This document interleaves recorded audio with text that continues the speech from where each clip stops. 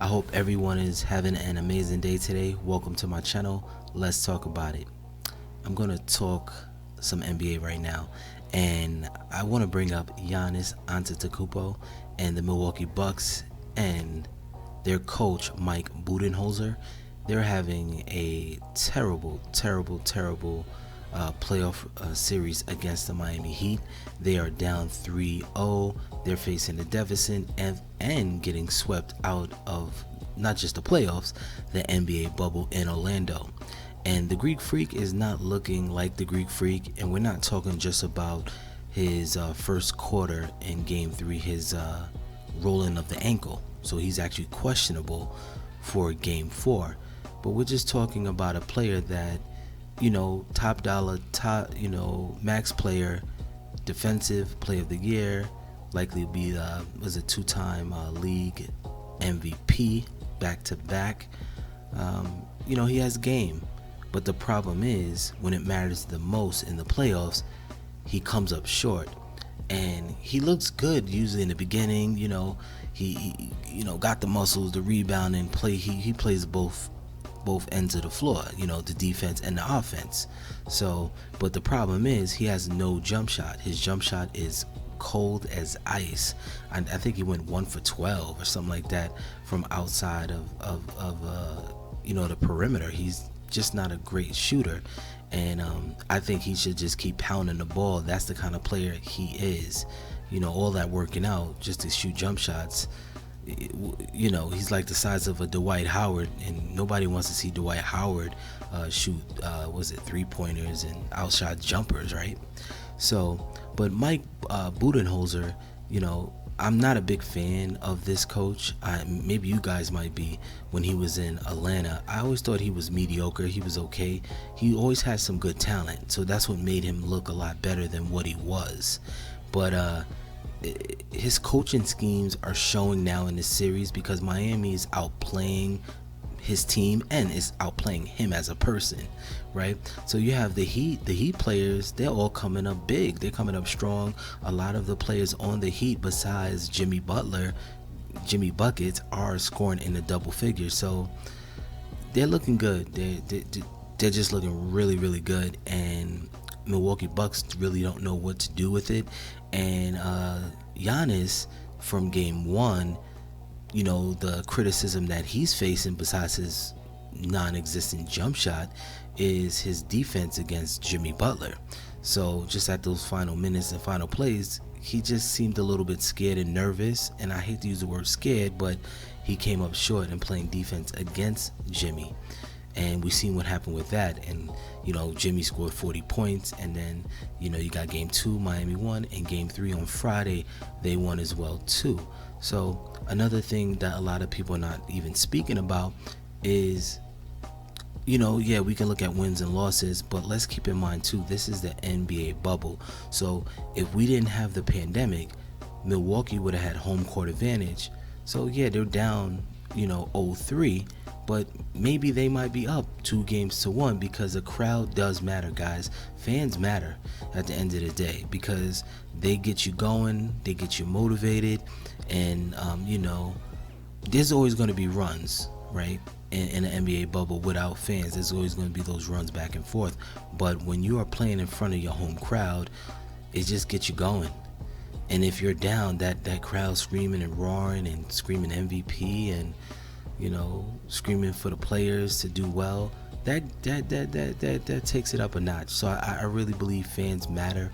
But again, that makes no excuse for the Milwaukee Bucks to come up short. And Mike Budenholzer, guys, listen, likely they're going to lose the series, but especially if they get swept, or even if they lose, it doesn't matter if they lose all the way to Game 7. But again, there's no team in NBA history that has come back from a 0-3 deficit in NBA history. Don't tell me the Cavs. The Cavs were down 3-1 when they beat Golden State to win that championship, but 0-3, nobody's done it. So again, I highly doubt they'll do it. But Mike is gone. He's gonna get fired, and will that make a difference? Having a different coach for the Greek Freak? Maybe, maybe not. Who knows? But I'm gonna get that, and I'm gonna go more into detail what they need. But definitely an upgrade in the head coach would be a great start. So I think he'll definitely be fired. They'll upgrade it. Who's gonna get the job? I don't know. Again, I made a video about Steve Nash being, first time, coaching any experience, getting the Nets job. So if Steve Nash can get a title contender team in the Nets, I wouldn't be surprised if somebody will come, like a dark horse and take over the Bucks team, which is a title contender, right? So who knows who that candidate or dark horse is going to be for the Bucks, but that would be a great start. But I think they need a point guard. You need a point guard, and they messed up big time by not holding on to Malcolm Brogdon. They should have held on to him. And some might say, oh, but they couldn't keep both players, both point guards, but no, you can. The problem is if they would have kept Malcolm, you just have to go over the luxury tax and pay the tax. But a lot of teams don't want to do that, especially a small market team, and they didn't want to do that. But I would say, again, this is going to be a wild thing to say, but I think you should go after Chris Paul. And the way you can go after Paul, CP3, I know that's going to be a big contract to take over, especially for his last 2 years. He's owed about $86 million. You would have to give up George Hill and Brook Lopez, but again, I would get rid of him. But at the same time, that just, your bench presence, you need that presence on the bench. And but again, CP3, he would definitely be a great upgrade for the Bucks, and I think that would definitely help the Greek Freak do what he needs to do and let Chris do his facilitation, do his just making plays, because the Greek Freak, he's making plays, he's the point guard, forward, center, he's doing everything. And I think when you're trying to do everything for everybody, that can hold you back. And again, with Mike, with the coach, Budenholzer, he's even putting minutes restrictions on Chris Middleton and the Greek Freak. Was it 35, 36 minutes? He feels like that's a lot. And let me stay on Chris Paul, and I'm going to jump on Chris Middleton in a second. So Chris Paul, I think that would be a great upgrade if they can get him. I know you guys might not like it because you're like, this guy, Chris Paul, is already 35 years old. He's owed almost $100 million. What the hell? What the hell? What the hell? But again, this is win right now. Young players too that are signing max contracts and that aren't title contending teams. This ain't the old days where they have just that loyalty to say, hey, we're not winning. Yeah, I'm making money. I'm just going to stay here. No.